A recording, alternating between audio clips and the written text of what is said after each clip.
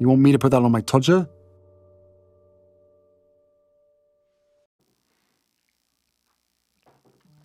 New inner circle. Narcissists invariably have haphazard relationships, often of the intimate nature, commonly familial, less so with friends, dependent upon the type of narcissist, of course. The advantage for the narcissist is invariably having chewed somebody up and spat them out. They'll just move on to the next victim. And that victim often falls straight into their arms with little difficulty. The previous victim sometimes makes the mistake of trying to warn the new victim. You don't want to be with him, he'll mistreat you, he'll abuse you. But it never works to try and dissuade that victim. Why? The victim, invariably empathic in nature, is engulfed in their own emotional thinking. Why would they think that a person who has come along and is treating them marvellously, flattering them, complimenting them, taking them to interesting places, giving them lots of delicious sex, supporting them, being compassionate, etc., how could this person possibly be awful? Moreover, the narcissist will have already smeared the previous victim to the new victim, and so that the new victim, unaware of what they're dealing with, thinks, oh, he warned me about you. He said that you're a jealous nutcase and that you can't let go. Well, he's with me now, and he doesn't have to worry about dealing with an abuser like you. Next to nobody thinks to themselves, hang on, you've got a point, actually. This brilliant person that I've met, clearly hiding something dark and sinister. I'm going to stop seeing them straight away. Thank you. And thus, this means that the narcissist is able to move on to a fresh, intimate partner and extract what is required of them during the golden period. Until then, it enters devaluation. But not that they care. By then, it's too late for the victim. They were warned, but they didn't pay any attention. And this makes it easy for the narcissist to move on to victim after victim after victim.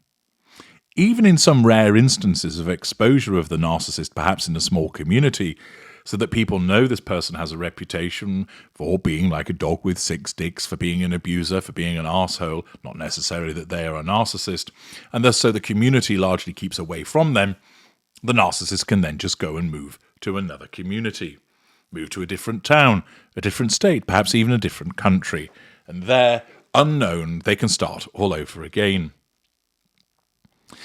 Occasionally, the narcissist may have to do this with friendship groups, with colleagues. But often, it's only one or two people that are problematic, and it's easy enough to disengage from them and rope in somebody new. For Harry's wife, there's a greater problem. She's written about on a daily basis and is internationally infamous. This means that plenty of people know that she's trouble, plenty of people know that she's divisive, and as I've explained, much of the A-list has said, no, don't want anything to do with you. We don't want to be associated with your failure. But yet, there remains other people, non-intimate secondary sources, that will give the time of day to the narcissist. Sometimes it's because these individuals simply think, oh, I don't listen to the press, I know better. In other instances, they may think it's unfair that they're being judged in this way. They've always been okay with me on the few instances that I've had something to do with them, and therefore I'm going to give them a chance. In other instances, these individuals think, well, actually, I could benefit from an interaction with them. For instance, there are those that may be getting paid by the Sussexes, and therefore that's why they tolerate them. Harry's wife has suffered repeated losses. Part of it has been as a consequence of the way that she disengages from non-intimate secondary sources herself, putting people to one side, ditto with her family, and also because she has increasingly been snubbed by those individuals who don't want anything to do with her because they regard her as a failure. Thus, she has had some shifting in amongst her fuel matrix with regard to the non-intimate secondary source friends. But this hasn't stopped her purportedly looking to rebuild. As I mentioned in a video yesterday, she's apparently now extremely close to cosmetics tycoon Victoria Jackson, a near neighbour at the Sussexes' home. Thus, it appears that she's now entered the fuel matrix.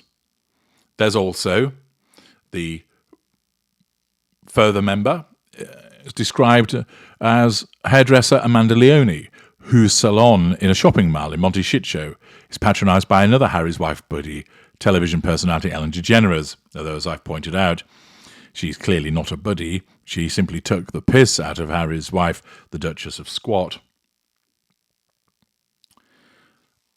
There's the involvement with the Hollywood agent, but remember, he's only going to tolerate Harry's wife because of the payments that are being made.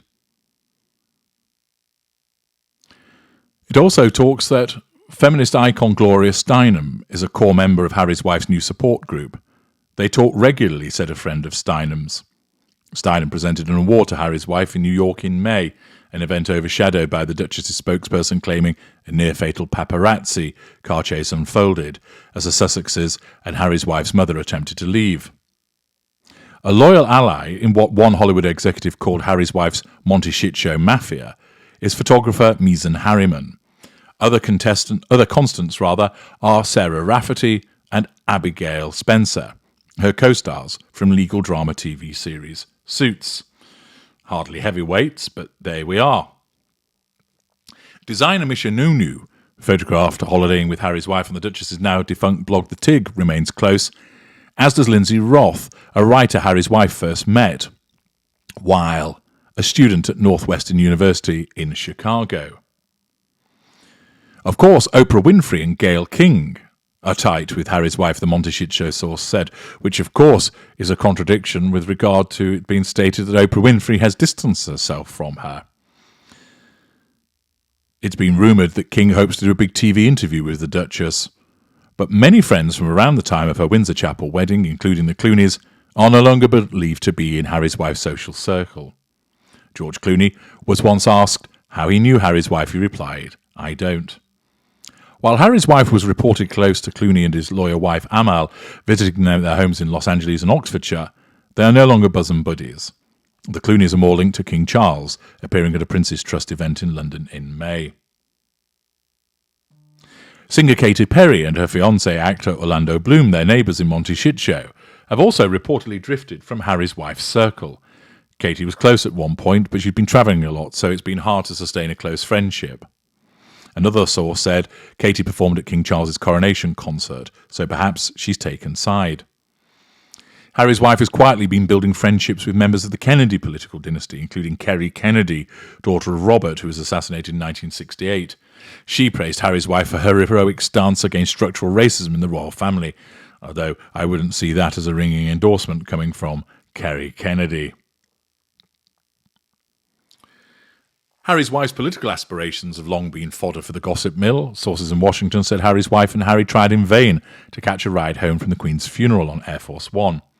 A high-profile Democrat donor said everyone thought Joe Biden's wife Jill was close to Harry because she turned up at the Invictus Games, but clearly, if this story is leaked by someone in the Biden camp, perhaps that's not the case. Carried on that she attempted to lobby Newsom about a political role, and that there's been a lot of talk about Harry's wife cozying up to the East Coast Kennedys, the donor said. Singer Mariah Carey is also reportedly off the friendship list. She called Harry's wife a diva on the Duchess's now cancelled Spotify podcast. Courtney Cox was also similarly unimpressed by her.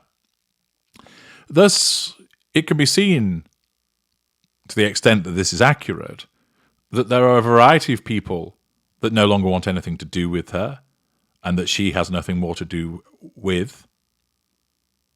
But also, in terms of the fact that she is trying to establish new individuals within the fuel matrix.